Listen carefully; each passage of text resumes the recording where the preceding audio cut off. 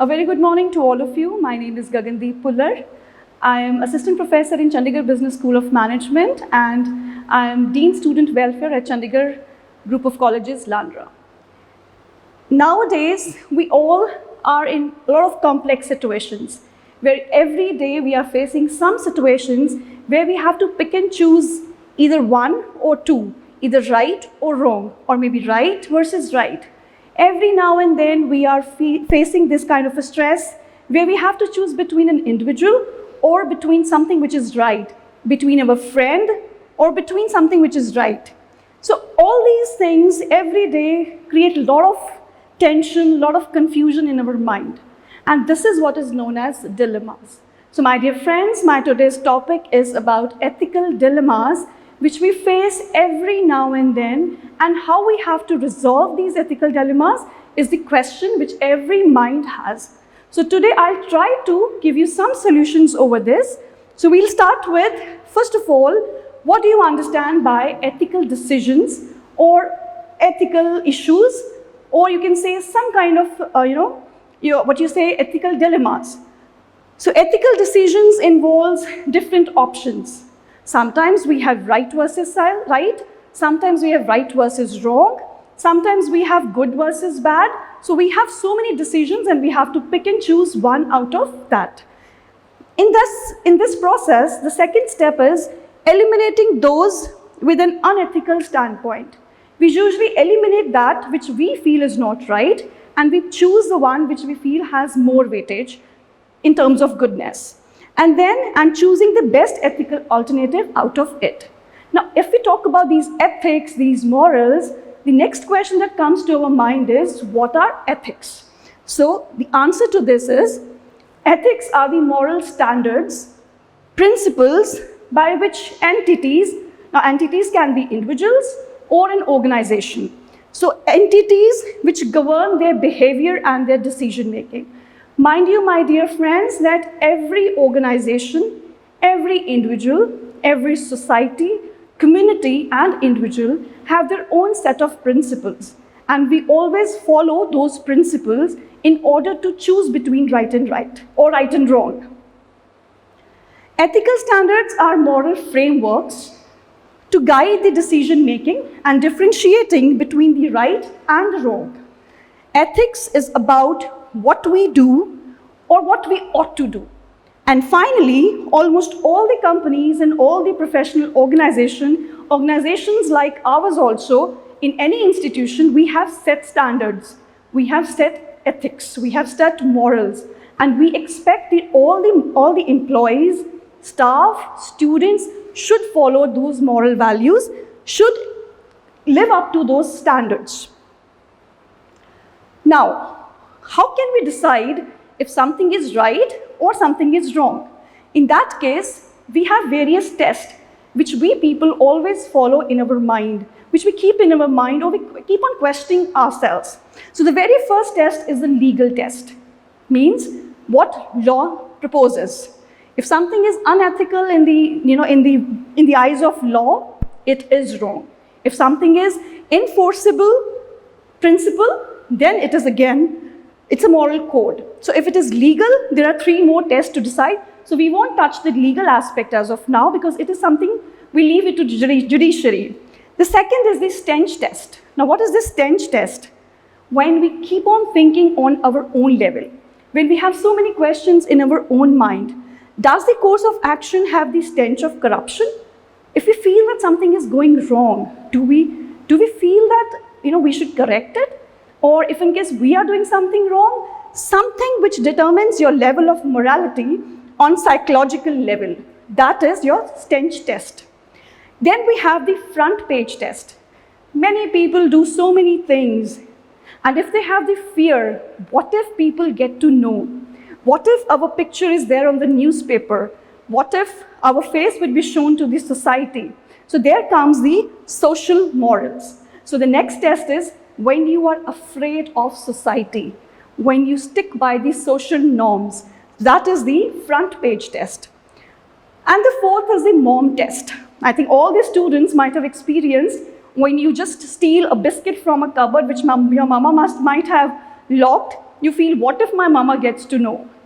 I don't study, I got less marks. What if my father gets to know? So there's a fear. And that fear is when you put yourself in the shoes of the another and see, what if I would have done in this situation? So that is the MOM test. So these are the tests where we get to know what is ethically right and wrong. And if in case you're facing all these problems, somewhere in your mind, it means you are doing something wrong. So we have to see to it how to repair that. Now before that, we will be discussing about what actually is ethical dilemma or a paradox, or you can say a moral dilemma, which we people always face. So it is a problem in the decision making between two possible situations, two possible options. Those options can be good versus bad. Those options can be right versus wrong. Options can be right versus right also. Why I say right versus right? Maybe for you it is right, for the other person some other aspect is right. So both are right, but still we have to choose one. Second is the ethical and moral problems we face in our lives come with relatively straightforward solutions. Some, we have this green signal in our mind. We see to it that something is going wrong and we straight away say that, okay, this is wrong and we're not going to choose this. So there is straightforward solution. Then, whereas ethical dilemmas are extremely complicated because it creates a lot of stress in our mind, because every time we are in a fix, what to do, what not to do, yeah, or what ought to be done. So these cannot be, easily solved. Therefore, the ability to find the optimal solution is in such a condition is very critical. And we have to see how can we resolve these ethical dilemmas, which always create a lot of problems in our mind, gives a lot of stress to our mind. Now, how do we know what is ethical dilemma? Just keep in mind 3 conditions to just see what is ethical dilemma. Number 1, a situation when an individual or an agent, let's keep it an agent here, agent must make a decision about which course of action is best. See, we all know that whenever we are choosing between 2 or 3 or 4 or let's say 5 options, we know which is the best. Maybe there can be some intricacies that we are not supposed to choose 1 or 2. Maybe that is the best, but still we go for the 3rd one.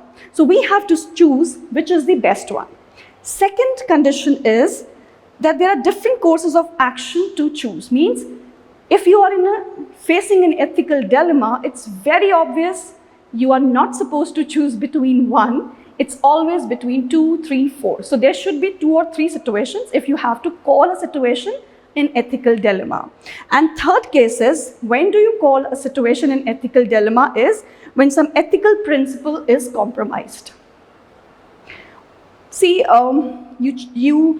suppose you lie to your parents, and you lie because you are afraid of punishment. Now, in this case, you are doing something to save yourself, right? You are afraid of the punishment, you know your parents must be hurt, so you better don't tell them. And if you don't tell them, that would be dishonesty. So any case, any which ways, hurting somebody by telling or not hurting somebody just because you don't want to tell something honestly, any which ways, you have 2 situations, one has to be compromised.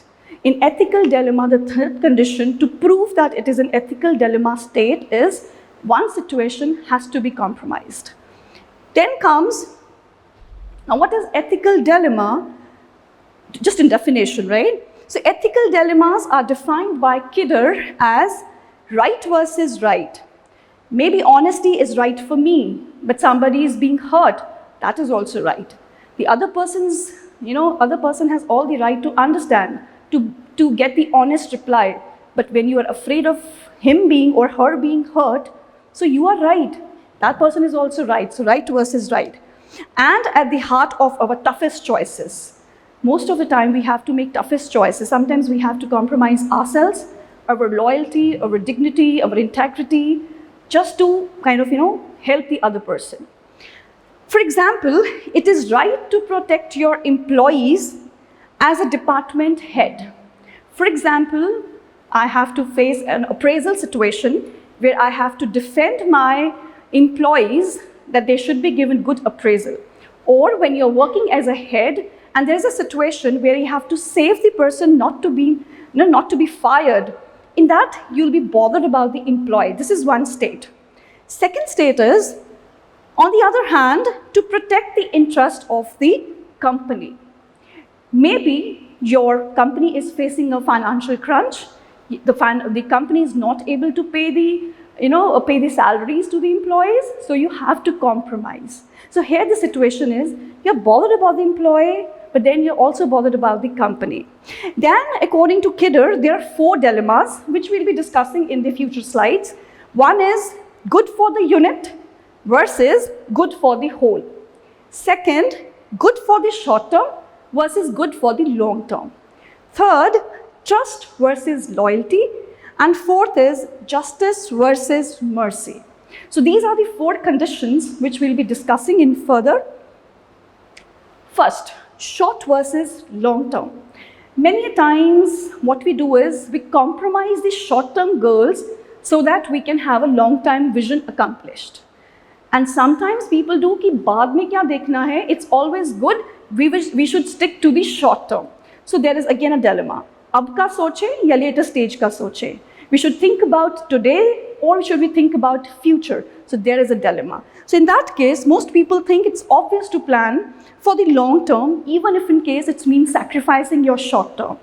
Then, however, it gets tough to choose when short term concerns demand the satisfaction of current needs. So basically, it is right to think about both short term as well as long term. Second case is individual versus community, or you can say unit versus whole. Sometimes our friend is part of a decision-making process, or sometimes we have to make a decision about our friend and we have to also choose between him and the community, or him or the people, or large number of people. So in that case, we will always wish to choose the friend, right? And maybe sometimes we are in a situation where we feel that our friend has not done right, but because he's our friend, we have to choose. But then you tend to choose the unit, then the whole, or then the community. But sometimes, on the other hand, you feel, no, my friend has done wrong to community, and that's my responsibility as a nation citizen, as an aware citizen or as a good citizen, to favor the community than my friend. So here again, there's a dilemma, and all these situations always bring a lot of stress, a lot of complexities in our mind. Then the third case is dilemmas about truth versus loyalty. And this happens many a times when you know that somebody, your friend or your employee or your boss has done something wrong to you. You know the truth, but you have the loyalty for your company. And this happens many a times when people are in the marketing profession. Sometimes you are aware of the product that you are selling. You know that product is not worth, or not that worth which you are trying to endorse. In that case, truth is product is not right, but then you are the loyal person to your company. So you choose speaking anything for the emotion, for your product, rather than just not telling the truth. Then last is the justice versus mercy. When I say justice, we have seen many a times in the judiciary world that sometimes we feel a person has done some crime in some particular situation. And maybe that crime was very, very, it had a very grave situations. This led to very grave situations. So in that case, what happens is, we feel that the judiciary should give that person a rigorous punishment. But then when we listen to the case, the scenario, maybe the criminal is facing a lot of issues, facing a lot of problems. He's in dire need of money, or he's dire need of helping his relative, or mother is hospitalized and he has to take care of his mother. In that case, there is mercy. Okay, if in case a person has stolen something, he has been into robbery, but if we see the other situation, his mother was unwell. So here again, justice, because law is such that we have to give punishment to a criminal. But then, if we just check out what was his situation, there is some mercy feeling within us. Again, there's a dilemma. And I think all the people, those who are in the, this judiciary line, they face these situations every day. So both justice and mercies are right. Even the faculty, even you friends also, sometimes you also face this kind of a situation. Now, when faced with an ethical consideration, I'll just move this way. When faced with an ethical consideration, we need to be clear about which values are at play. We need also to realize how easy it is to discard one value to justify our dishonesty or our honesty. We do this by thinking like everybody does is, or I will do, what will it result into? Now, types of dilemmas. We have 3 types of ethical dilemmas: personal, social, and professional.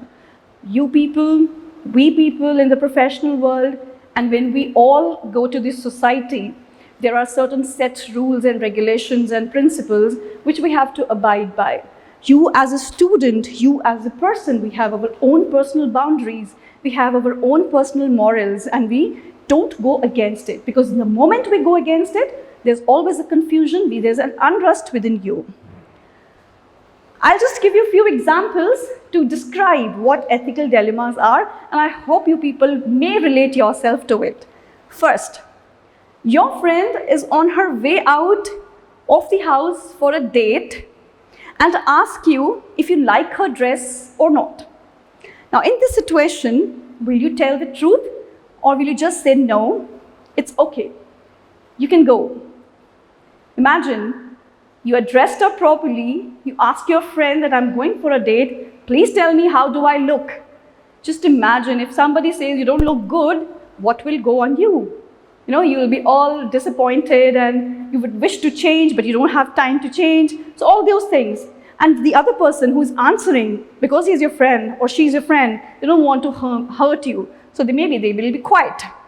Second, at a restaurant, you see your friend's wife engaged in some serious flirting with another man. Do you tell your friend and ruin his marriage, or you pretend to be, you never saw that? Again, there's a situation, we have to choose both ways, it's ethical.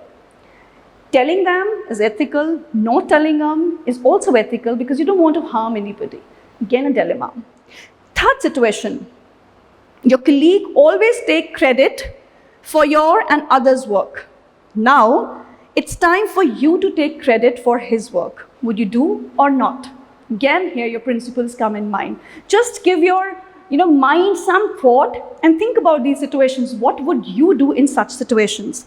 You are a salesperson and ethically obligated to disclose a core weakness of your product to your product potential customer. I gave you an example earlier also. Sometimes in the marketing world, you know what type of a product you are selling, but you're not able to tell it, not able to disclose the core problems in that product. So here comes the truth versus loyalty.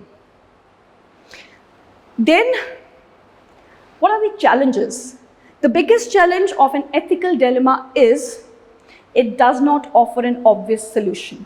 You always have to pick between 1, 2, or 3. Maybe it is not obvious, but you have to choose this because whichever would comply to the ethical norms. Second is, a person is faced with having to select an option that doesn't align with an established code of conduct for this society. Many a times we go against the norms of this society just to protect ourselves, just to protect our near and dear ones, just to protect the reputation of your company, reputation of your maybe department, your family. So many times we go against the societal norms as well. So here are the challenges. In that situation, what should we do? Okay, now there is some steps which I propose. Maybe you have another way of picking up few things or deciding which option is good, but I'll just focus on few steps which may be helpful for you. First is identify the problem. If you are in an ethical dilemma state and you have to choose between options, what you can do is, first of all, identify the problem. Number 2, get the story straight. Get all the information which is correct.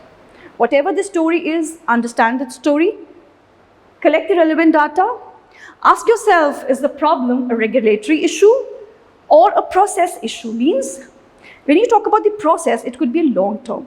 Regulatory is when you are managing things which can be compromised for some times, right? Then compare the issue to a specific rule or a code of conduct. This is usually for the legal test.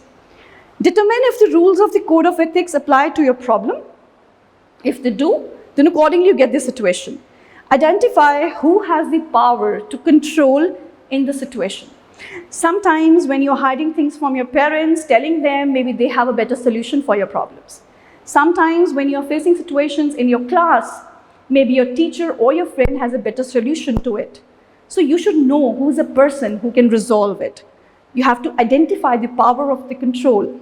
Identify what is in your control and what is not. So what is in your control, you can control. What is not, there's no way of, there's no point thinking much about it.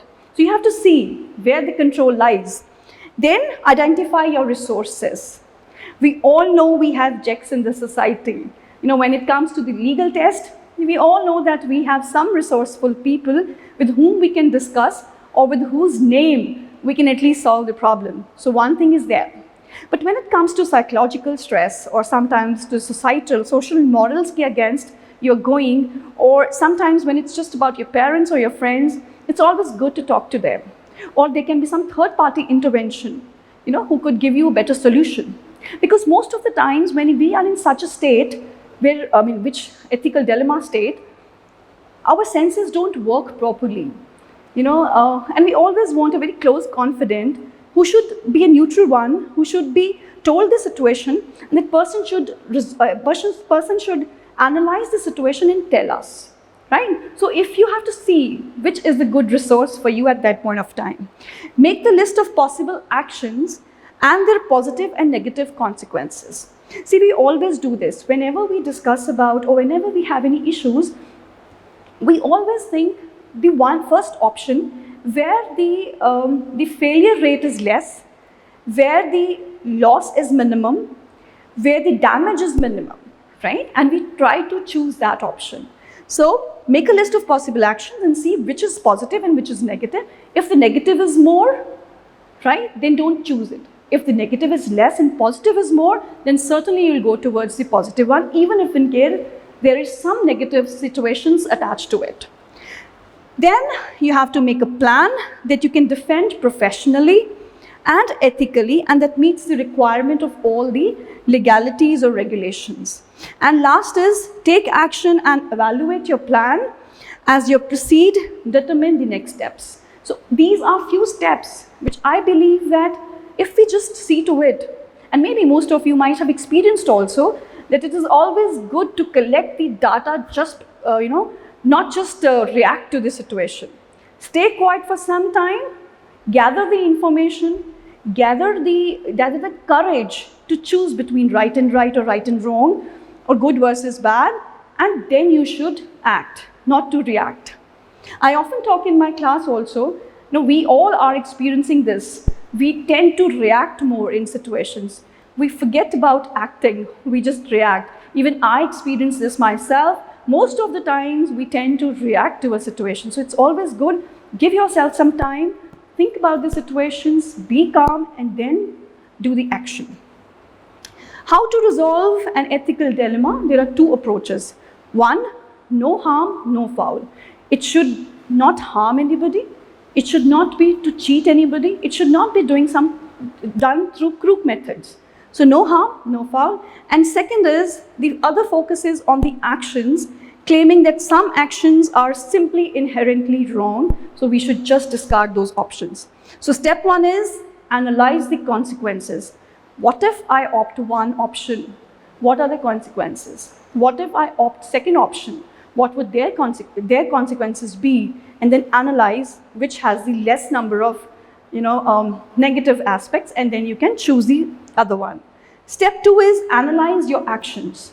What is to be done in this situation so that even if in case it is creating some kind of negative impact, your actions should be such that some impact should be reduced, right? So sometimes the consequences has to happen. Things will go wrong, people will be hurt, but the way you convey things, sometimes that can help out. That can suit the person better. And last is make a decision. So, repeat again, analyze the consequences, analyze your actions, and then take the decisions. So most importantly, stay ethical and stay proud. It's always that. See, if in case you don't take up some ethical decision for anything, you will always have this guilt factor in your mind. You will always be upset. You'll always be bothered what is right and what is wrong, or what you have done. Maybe you have sleepless nights also. But it's okay. If you have taken some good thing, if you have taken a decision in an ethical way, in a moral way, considering less damage, I'm sure that will definitely help you out in future. So other ways to resolve is refute the paradox, means just forget about, try to avoid the dilemma after careful analysis. Then the existence of the dilemma can be logically refuted, means you have to put forward the logical comments, logical justifications and explanations to give up this idea. Value theory approach. Choose the alternative that offers the greater good and lesser evil, and find the alternative solutions. If not this, see, consequences ko pata ye hona hai, but let's not choose this. Let's choose the other option, which has maybe negative aspects, but in a way that it can also be processed in a way कि उसमें भी ज़्यादा नुकसान ना हो. Okay, so I'm just leaving this case studies for you people to think over, and I would also wish you people that whenever you get the link of this, whenever you check out this lecture, I want you people to please address these issues according to your understanding. What is your moral action or reaction to this particular case study? So I'll just read it out. A nurse is taking care of 57-year-old gentleman, Mr. Green, with aggressive prostate cancer. On the last admission, Mr. Green was told that he may only have 4 to 6 weeks to live. Now, he pulled one of the author's colleagues aside and confided to the nurse that he planned to kill himself.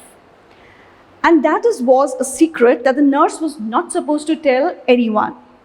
In Mr. Green's case, after the patient confided the suicide attempt, the nursing staff has 2 options. Morally correct choices. 1, to keep the secret of the patient to herself, not to tell anybody, and let him do what he wants to do because he's actually in a lot of pain. Okay. Second, to tell other healthcare team members about the patient's suicidal attempt so as to save him, so that nothing should come on the company's name and everything should go right. So there are 2 options. You have to tell me which option according to you is right and why. Second case, a young IAS officer, Sakshi, working as an SDM in a certain place is married to another IAS officer. And in this case, the husband, as an IAS officer, he is working in some distant place. Now this Sakshi, she is working for a person who is an aspiring MP candidate, and she works with a lot of dedication. This aspiring MP candidate, he feels that this pretty girl, Sakshi, is so talented, she's so good, she's such a good administrator. He kind of, develops some kind of an admiration for her. Maybe they have, both of them, Sakshi and the aspiring MP candidate. He says Sakshi that if in case he becomes MP tomorrow, he will definitely make her the PMO. Now Sakshi, because she's also an aspiring IAS officer, maybe she also knows that such proposals or such invites you can never get easily. So what do you think? Will Sakshi take up the PMO job once the person becomes the PM? Or she will not go against her husband and will be loyal to her husband and leave this job? So this is the second case study. I would request you to please go through this case study once again and do give me the answer. What should Sakshi do knowing the risk and benefits of the new job? Then the case 3 is a junior member of the staff has just returned to the work after special leave to care of her elderly mother. For financial reasons, she needs to work full-time. She has been having difficulties with her mother's home care arrangements, causing her to miss a number of team meetings. and to leave work early. She's very competent in her work, but because of the paucity of time, because of the problems at her place, she had to keep herself absent from the job, and her responsibility was given to some other colleague, a male colleague, and he was supposed to take her load also. So what do you think in this situation? And this male, one of her male colleagues, is beginning to make comments such as a woman's place is in home, she's not supposed to work, is undermining her at every step. Now, as a manager, there are two questions. First is integrity. You need to be fair to all those involved and in a straightforward manner. Confidentially is you owe a duty of confidentiality to the staff involved. And third is professional behavior. How should you proceed as to discredit yourself? So in this situation, what would you do? Will you scold the male? Will you tell Sakshi that you're not doing right? You have your responsibilities at your profession and you're not supposed to miss so many things. So what do you think your option would be? I need your answer, please. And the last case is, consider the following facts to get started. You pulled out a tight space in a parking lot and dented the car next to you. Many a times it happens with us. We park a car and by chance, we scratch somebody else's car. Let's change. Now, you're quite sure no one saw you. What would you do? If nobody saw you scratching somebody's car, denting somebody's car, what would you do? Would you run? Or would you wait and let the owner of the car come and beg sorry or whatever, ask for the pardon or whatever? Let's change the fact now. And you think someone may have witnessed the incident. Then what you would do? Okay, again, the third situation. Still not sure what would you do? Let's imagine some other thing. Suppose a child is with you and he's sitting with you in the car. You dented somebody's car, now what you would do? Would you leave the place and let your child also think the same thing, that tomorrow when I grow up and I, let's say, hit somebody's car, it's good to just flee from that situation? Or you will not do this and you will give your child a lesson that you should always, accept what you have done wrong. So again, I need your answers. Last slide of the day is approaches to ethical decision making. So whatever cases I have discussed with you, you can think about three approaches to resolve that ethical dilemma. One is the ends-based. The utilitarian approach or the ends-based approach says that actions are ethically right or wrong depending on their effects. Now, most ethical choices is one that does the greatest good for the greatest number of people. So that's the end approach. कि हमने सबसे ज़्यादा वो option को choose करना है जिसमें there's good of more people. Means we are looking forward for the masses than for the unit. Rules-based approach. Now this approach rests on the belief that rule exists for a purpose. If somebody has made some rules, it means that there is some purpose behind it and we have to follow those rules. So in this case, stick to the rules and principles and don't worry about the result. And last is care-based approach. This approach puts love for the others first. When we often think, jaisa karoge, waisa bharoge, so do unto others as you would have them do unto you. So these are three approaches and I'm sure that you will keep in mind all these things and try to fix up the ethical dilemmic situations in a positive way. So I look forward for your answers. Whenever the lecture would be shared with you, I would like you to just tell me the answers your way to those 3-4 case studies, and I'll definitely be there to share the answers or share my views on it. Thank you so much. Have a good day.